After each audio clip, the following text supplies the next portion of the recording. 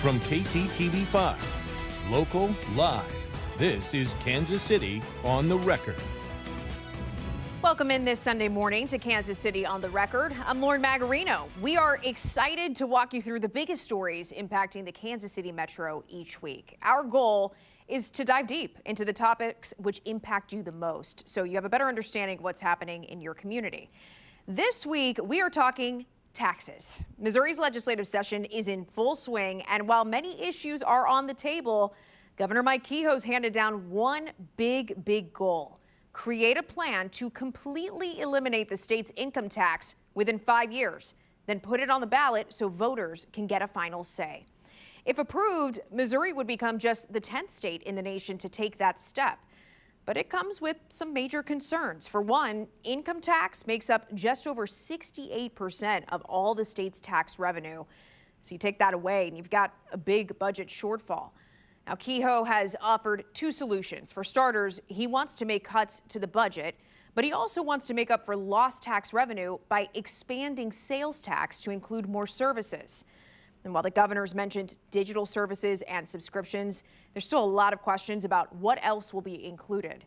Now, the man tasked with leading the effort to figure it all out, Republican House Speaker Jon Patterson from Lee Summit. So we went to his office to get him on the record about how they plan to get this done. In terms of eliminating the income tax, I think it's something that we're definitely looking at.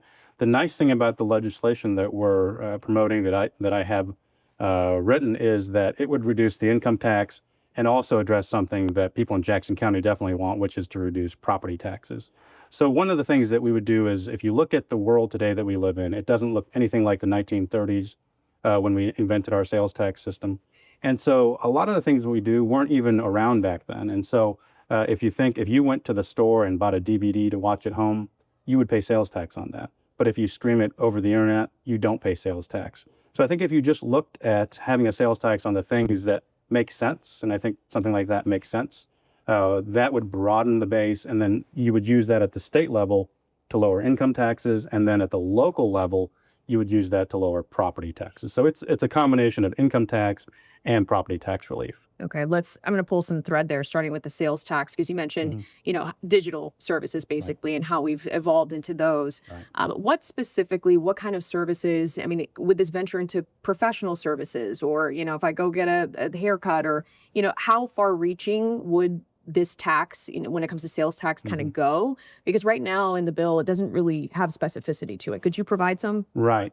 And so what this legislation does is it just puts it to a vote of the people and say, hey, do you want to have a system where you could look at all this?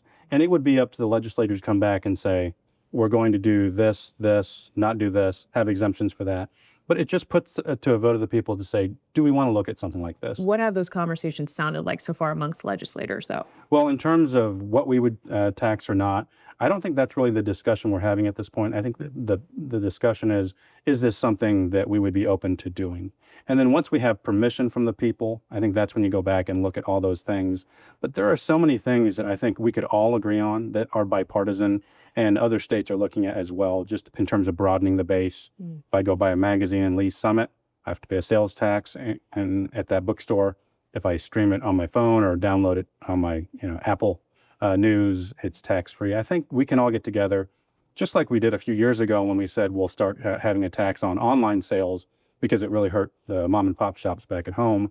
I think we can have that discussion and say, yeah, there needs to be a broadening of the base. Let's do that, but let's not raise taxes on our citizens. Let's use that to lower income tax and property taxes. When you talk about that discussion, one of the things that Democrats and some tax experts will point to when talking about eliminating state income tax is how that would maybe disproportionately affect lower income people, seniors who overlap into that category as well. So in those discussions, what is your openness to reach across the aisle and maybe work on some protections regarding those more vulnerable populations when it comes to this issue? Yeah, I think it is that if you don't lower property taxes. But because we have property tax reduction in there, that helps people of all incomes, and especially people of lower incomes, because that's where they spend the majority of their income, which is food and their property taxes or their rent. And so if you don't have that, I think I would agree with that. But in terms of the overall legislation, of course, I'm willing to work with anybody, Republican, Democrat, to get a bill that would be broadly supported by members of both sides of the aisle. On the property tax point, that's been a huge conversation in Kansas City, Jackson County in particular. I know that you have met with several legislators, Sean Smith, Manny Barca, and the interim county executive right now, Phil Lavoda.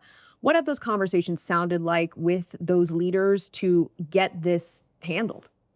Well, the nice thing about it is, and especially with the new county executive, I think we're all pretty much in agreement. We all understand that Jackson Countyans have really been hurt by the property tax situation that we've had. And I think Phil Lavoda and the legislators that you mentioned have been trying to address that. And I think we all understand we have to do something. And what I don't want people at home to lose sight of is that the Missouri legislature is working on property taxes. We have personal property tax legislation and real property tax legislation that are our priorities. As you know, over the summer, I appointed a committee that actually went to all the different corners of the state, took testimony from people, and they've actually put together legislation that I think we'll be able to take up in the next couple of weeks. But just even now, we have personal property tax legislation. It's February now. People just got done paying their personal property tax bills in December. We realize that those are still a problem and are looking to address both those things. And just overall with this legislation and the conversation moving forward, you've said that there need to be guardrails, if you will, moving forward to wind down and then eventually eliminate the state income tax. What do those guardrails look like exactly? Well, again, this legislation doesn't have that in there. But what it would say is we're not going to do tax these things. I think the governor's mentioned some things. I have some things that I would like to make sure that it doesn't get taxed. All of that will come. Right now, it's just a matter of, do we want to do this? Do we think the state would benefit? And, if you look at the high tax states, California, New York, people are moving out of those states and they're going to areas where they have a friendly tax environment. I'd love to go to California and say, hey, come to Missouri. We don't have an income tax. We've got a great city. Kansas City is a great place to live. I think we could attract those people, especially with work from home. People can work from anywhere.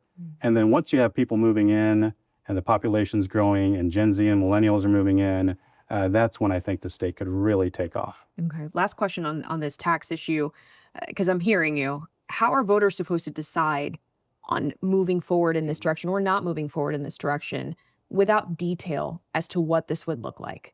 Well, I think the broad details are in the legislation. We're going to have a period of time where we're going to take down the income tax. Of course, the Hancock Amendment exists in Missouri. There would be a period of time where we would still honor the Hancock Amendment, but know that revenues could increase more than the Hancock Amendment would allow. We would do things only to lower the income tax and property tax. And then after the time runs out, we have to go back to what it was before. So there are strict guidelines. That's what you're talking about? Those, right. Okay. And it wouldn't go on forever. And when we lower the income tax, you would have to do that with triggers so that you're not having any steep declines and have budget disasters as we've seen in other states. Right. I mean, if those triggers aren't met, what does that mean? Then We you don't move couldn't forward go with it? down. Okay. And then you'd have to wait until the revenue targets are met. So we would want to do things in a really conservative, targeted way with triggers so that we don't have any unforeseen events. One of the things that the Kansas City Commission has listed as one of its priorities, and kind of bringing this back home for folks who are watching, is protecting the earnings tax right now that exists in Kansas City, the 1%. What is your stance on that, and how high on your radar is that issue? Well, specifically in the legislation, it says that the earnings taxes wouldn't be affected by this legislation. Now, it would give them the option of reducing the earnings tax once the sales taxes come in, but they're given the option of personal property sales, and earnings. So if the city wanted to continue their earnings tax, they could do that, and it's specifically written in, as we're doing the triggers, that the earnings tax doesn't count.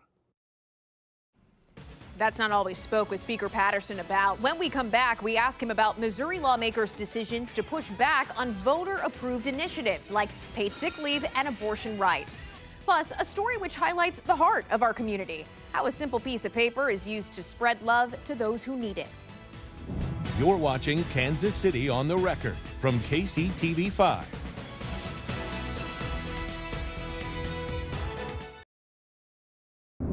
Welcome back to Kansas City on the Record from KCTV5. We are back on the record, and as we return, I want you to think about a scenario. You go to the polls, cast your vote, and a majority of people vote for the same change you did, so it becomes law. But months later, a group of lawmakers decide to strip out some parts or make you vote on it all over again. How would you feel about that?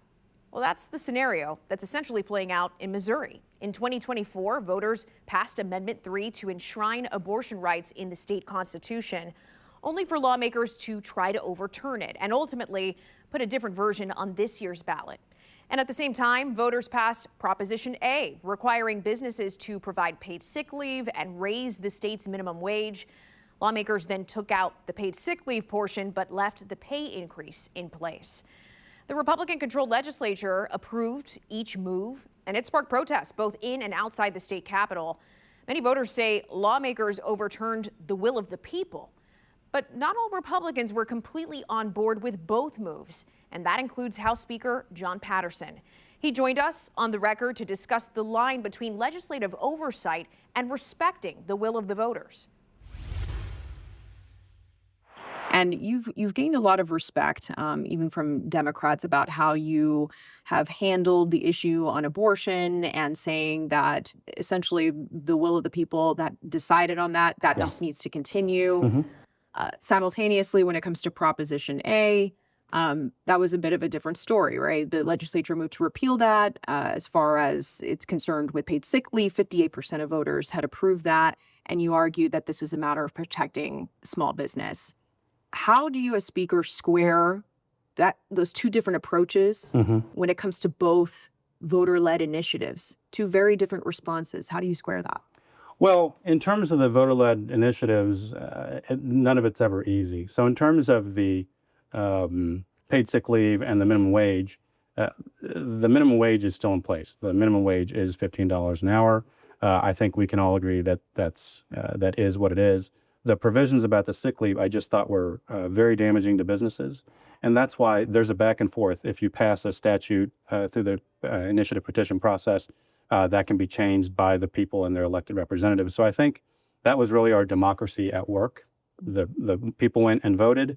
The legislature came back. The people and their elected representatives said, I think this part's good, but I think this part needs work. I think that's all part of the process. And then in terms of the abortion measures, as I said, the people voted for it. That's the law of the land. But the law of the land also means that there can be other initiatives that come behind it. And that's what we're going to have this fall when people go and vote. What is your response to Missourians who may feel like their vote only matters if the legislature agrees with it? Well, I think in terms of voting on the initiative petitions, in terms of the statutes that have been passed, it does require some sort of agreement with the legislature because if you can pass something at the ballot, the people and their elected representatives are sent here every January to look at the laws that are passed. In terms of the IPs and the Constitution, they can't be changed without a vote of the people. So the people have that protection as well. And the fact that we honor what the people did, but we also honor the Constitution and say, if another group or the legislature wants to change the Constitution, they have that right as well. And they're following all the rules that are set forth in the Constitution.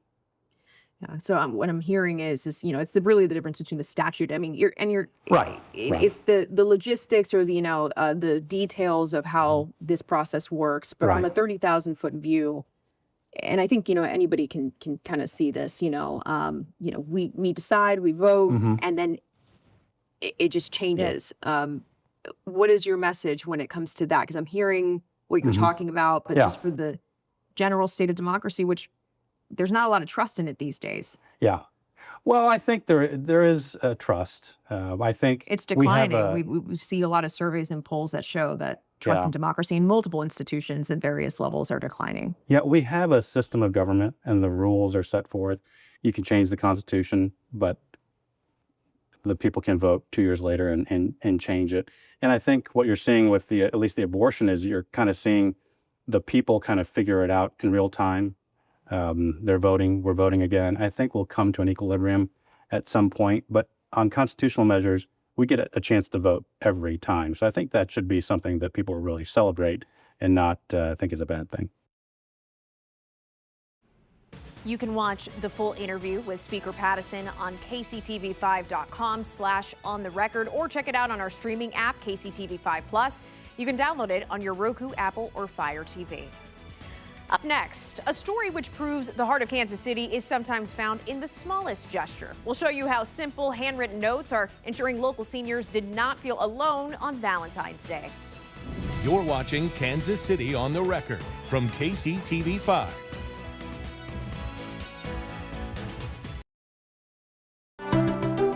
Nothing says the heart of Kansas City like Valentine's Day. And on this holiday weekend, a local healthcare service is spreading the love to seniors. KCTV5's Gianni Navarro shows us how a simple Valentine's card is making all the difference. It starts with a piece of paper, a marker, and a sweet message. Hopes for a day full of love. Each one of these handwritten cards is for a local senior in your community. The goal? Show seniors someone cares about them and they're not alone. They get very isolated, mobility issues makes it very difficult for them to get out and socialize. So bringing a card to them makes them feel valued and seen and loved and really brightens their whole day. It just means a lot, knowing that if they're by themselves on Valentine's Day, at least they have a card that they've received from somebody. Jeannie Fracassa has seen these cards make a real difference. She came back this year to help spread that joy. I can only imagine if there's like 500 cards going out there to people that maybe don't get any cards, and they kind of have that contact with somebody, and it's fun to write little messages for them in there. And sometimes that small gesture becomes something unforgettable. Kathy Spray with Senior Helpers remembers delivering a card to a senior battling cancer. And it really boosted his spirits, and then we found out later that that was his last Valentine's Day, and he passed away not too long after we delivered the card. Moments like this are why they keep writing. If we can make a senior smile or brighten their day, it makes it all worth it. Spray says for some of the seniors, the cards feel like a visit from a grandchild. And it's often the simplest messages that mean the most. They say things like, "We love you, we're thinking about you, you're not alone, we hope you have a good day." Spray hopes to help make every senior feel loved. I hope that your Valentine's Day is full of the love and care you deserve. One card Use this card as a reminder that you are always loved. at a time. In Overland Park, Gianni Navarro, KCTV5 News. I just love cards and storing them in a cute box too. Well, send us your own stories of people helping others across Kansas City. You can email your ideas to heart@kctv5.com. From mayor speeches to court cases, when we come back, we have a look at the top stories taking place in our community.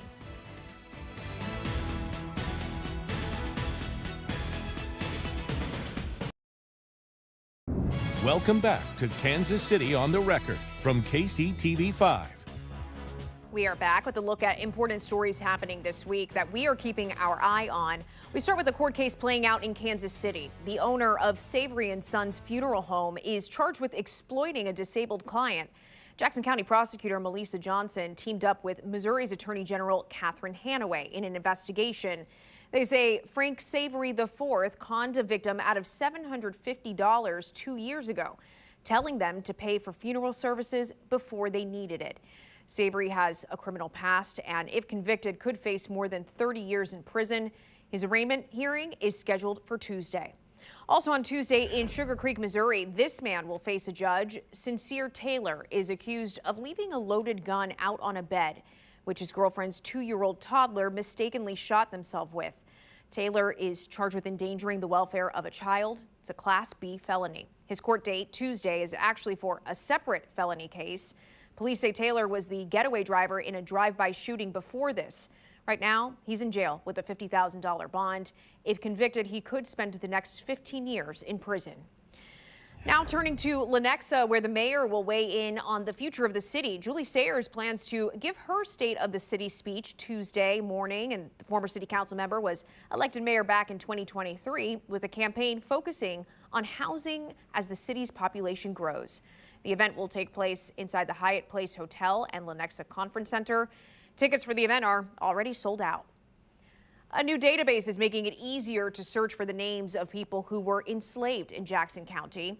Staff at the Warnall Majors House Museums spent the last 2 years sorting through county records, hundreds of deeds, wills, probate files, and bills of sale, documents that include names that often get lost to history. Now, there's a free online database that makes those 19th century records searchable and easier to understand. We really want our website to be a site of research and understanding, and we are going to move forward over the next several years individually looking into these documents very, very carefully and seeing how many of them we can make broader connections, connect to other documents, see if we can maybe even connect with descendants potentially. Join us Thursday at 10 as we show you the work it took to build this resource and meet one local man who spent decades looking for answers. Thank you for joining us for this week's Kansas City on the Record. We'll see you back here next week. Have a great rest of your weekend.